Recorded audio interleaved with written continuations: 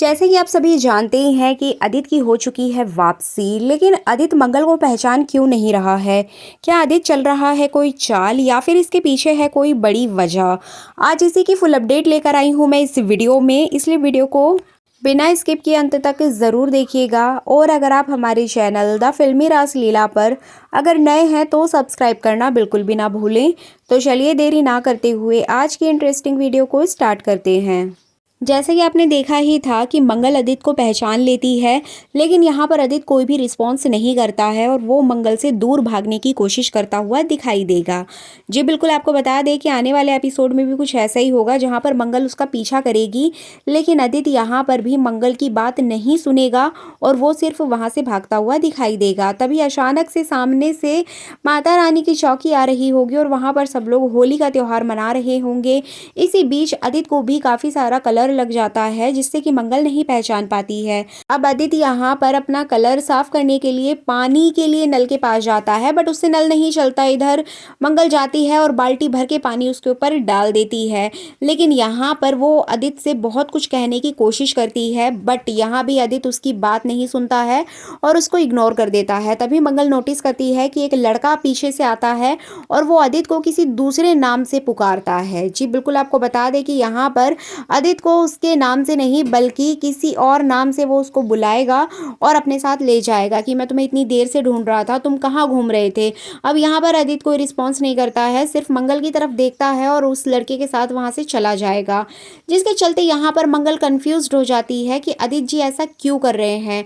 अब यहाँ पर आप देखेंगे कि मंगल जैसे ही उसका पीछा करेगी तभी जयराज आ जाएगा और वो मंगल का हाथ पकड़कर वहाँ से ले जाएगा और गाड़ी के पास ले जाकर उसको बहुत डांट लगाएगा और कहेगा कि तुम हमेशा जिम्मेदारियों से भागती हो, लेकिन मैं यहाँ पर जिम्मेदारी निभा रहा हूँ। मुझे जिम्मेदारी मिली है तुम्हें घर तक पहुँचाने की, इसलिए मैं अपनी रिस्पॉन्सिबिलिटी निभाऊंगा और चुपचाप इसमें बैठो। लेकिन मंगल यहाँ पर भी जयराज को खरी खोटी सुनाकर ऑटो से पीछा करते हुए वो अदित के पीछे पीछे चली जाएगी।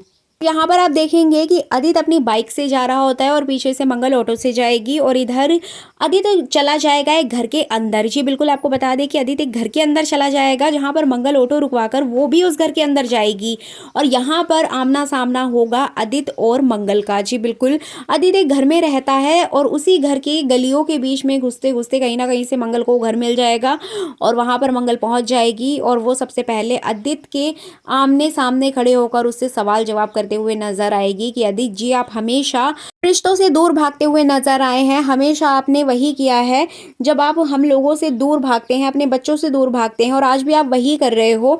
आप चाहते क्या हो और आपका रहना ना रहना मेरे लिए बराबर ही है, क्योंकि आप जब हमारे साथ थे तब भी आप हमारे लिए कुछ नहीं कर पाए और आज भी आप वैसा ही कर रहे हो। तो इधर यहाँ पर मंगल को ऐसा फील होता है कि अदित चाह कर भी वो उससे बात नहीं करना चाहता है या फिर अदित को छुपा रहा है और वो मंगल से भागना चाह रहा है। तो इस तरह से वो काफ़ी कुछ सुना देती है अदित को, लेकिन अदित फिर भी कोई रिस्पॉन्स नहीं करता है और सबसे बड़ा शॉक तो तब लगेगा जब अदित यहाँ पर बोलेगा। जी बिल्कुल, आपको बता दें कि अदित यहाँ पर मंगल से कहेगा कि वो उसको नहीं जानता है और बार बार तुम मेरे पीछे क्यों पड़ी हो, तुम जब से मंदिर से मुझे मिली हो तब से तुम बार बार अदित अदित बोल रही हो, मैं अदित नहीं हूँ और तुम मुझसे चाहती क्या हो। मतलब यहाँ पर वो उल्टा मंगल से ही सवाल जवाब करने लगेगा। मतलब यहाँ पर वो साफ तौर पे मंगल को पहचानने से ही इनकार कर देगा और मंगल जैसे ही ये बात सुनेगी उसके तो होश उड़ जाएंगे और वो उसको याद दिलाएगी कि अदित जी, मैं आपकी बीवी हूँ और आपकी माँ आपके घर पे इंतज़ार कर रही है, उनको इतनी ज़्यादा प्रॉब्लम हो रही है, उनको हार्ट अटैक आ गया था। इस तरह से बहुत कुछ कहेगी, लेकिन आदित्य यहाँ पर साफ तौर पर इनकार कर देगा कि वो ना मंगल को जानता है ना कुसुम को जानता है, वो किसी को नहीं जानता है। फालतू में मंगल उसके पीछे पड़ी हुई है और प्लीज़ उसको अकेला छोड़ दे। तो इस तरह से जैसे ही मंगल को ये बातें पता चलेंगी, मंगल पूरी तरीके से श्योर हो जाएगी कि आदित्य ही है, लेकिन ये यहाँ पर कुछ तो छुपा रहा है, क्योंकि कहीं ना कहीं मंगल को एहसास हो जाता है कि ये उसी का पति है, लेकिन आदित्य ऐसा कर क्यों रहा है। तो यहाँ पर मंगल कंफ्यूज्ड हो जाएगी, क्या आदित्य जी मुझसे झूठ बोल रहे हैं या फिर आदित्य जी के साथ सच में कुछ ऐसा हुआ है जिससे कि उनकी याददाश्त चली गई है। और फिर इधर मंगल ये भी सोचती है कि इतनी ऊंचाई से वो नीचे गिरे थे, जिसके चलते हो सकता है कि वो अपनी सारी पुरानी बातें भूल चुके हों। मतलब यहाँ पर मंगल ये पता करने की कोशिश करेगी कि क्या ये आदित्य ही है या फिर कोई और लड़का है जो कि आदित्य के जैसा दिखता है, आदित्य का हमशक्ल है। लेकिन कहीं ना कहीं मंगल का दिल कहता है कि ये आदित्य ही है। मतलब यहाँ पर आप देखेंगे कि आने वाले ट्रैक में ये कंफर्म हो जाएगा कि आदित्य की जो मेमोरी है वो लॉस हो चुकी है, उसकी याददाश्त जा चुकी है और इतनी ऊंचाई से गिरने के बाद वो अपनी सारी पुरानी यादों को भूल चुका है। ये आगे ट्रैक चलेगा, लेकिन यहाँ पर सबको ऐसा ही फील होगा कि ये आदित्य का हमशक्ल है, उसको कुछ भी अता पता नहीं है। बट एकमात्र मंगल को ही ऐसा लगेगा कि आदित्य ही है, वो अपनी याददाश्त भूल चुका है। तो इस तरह से मंगल उसे सारी बातें याद दिलाने की कोशिश करेगी। ऑब्वियसली जैसे आपने और बाकी सीरियल्स में भी देखा होगा कि जब किसी की याददाश्त चली जाती है तो उसे पुरानी चीज़ें याद दिलाने की कोशिश की जाती है, पुराने मोमेंट्स याद दिलाने की कोशिश किए जाते हैं। सेम यहाँ पर भी आपको देखने को मिल सकता है। मेगर्स यहाँ पर मंगल और आदित्य को आमने सामने लेकर आएंगे और कोइंसिडेंटली एक दूसरे के साथ भी आएंगे, जिसके चलते घर वालों के सामने आदित्य की सच्चाई आ जाएगी कि आदित्य जिंदा है, लेकिन याददाश्त ना होने के कारण यहाँ पर आदित्य से सभी लोग अजनबी की तरह बिहेव करेंगे। बट यहाँ पर मंगल उसके सामने सारी पुरानी बातें फिर से दोहराएगी, जिससे कि उसको ये कंफर्म हो जाए कि कहीं ना कहीं आदित्य और मंगल की शादी हो चुकी है और वो पति पत्नी है। तो इस तरह के कुछ मोमेंट्स रिक्रिएट किए जाएंगे।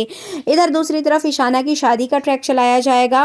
और अगर बात करें ईशाना की, तो ईशाना यहाँ पर आरव के ट्रैप में पूरी तरीके से फंस चुकी है। एक्चुअली यहाँ पर शुभी ईशाना को बंद कर देती है कमरे में, ताकि ईशाना कहीं बाहर ना जाए और फिर से किसी मुसीबत में ना फंसे।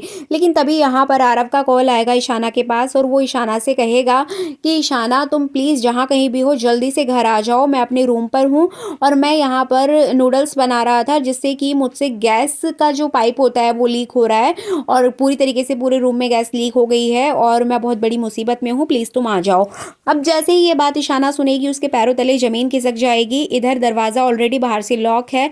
अब यहाँ पर ईशाना घर के दरवाजे से तो नहीं जा सकती है, लेकिन वो खिड़की से कूद कर चली जाएगी आरव के पास। अब आपको बता दें कि आरव ये पूरी तरीके से एक चाल चलता है ईशाना को अपने पास बुलाने के लिए, और वो ईशाना की सहानुभूति लेना चाहता है ताकि वो ईशाना के दिल में अपनी जगह बना सके। और इन्हीं मीठी मीठी बातों में वो ईशाना को फंसा कर उसके साथ शादी कर लेगा, क्योंकि कहीं ना कहीं उसे मंगल की दौलत भी चाहिए। और दूसरी तरफ जयराज भी इसके पीछे एक बड़ा विलेन हो सकता है। इधर बात करें जयराज की, तो जयराज की जो पिताजी हैं वो कहीं ना कहीं मंगल को एक अच्छी लड़की के रूप में देखते हैं और सर्वश्रेष्ठ सर्वगुण संपन्न महिला के रूप में देखते हैं।